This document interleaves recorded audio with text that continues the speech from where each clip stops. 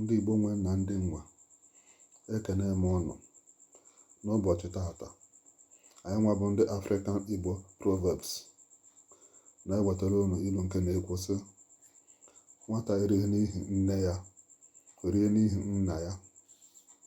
Nwata erighị n'ihi nne ya rie n'ihi nna ya.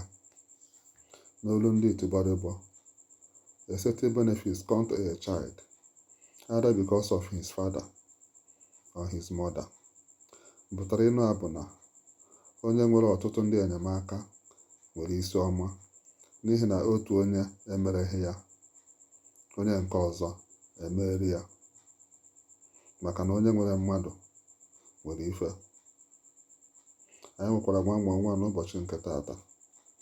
Ọ bụrụ na ịma ọsa gwam ma gbada na nga ndị oyibo na-akpọ comment section ka inye anyị ụsọ ya.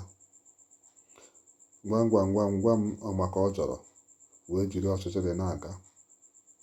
Gwa m ọmaka ọ jọrọ were jiri ọchịchịrị na-aga.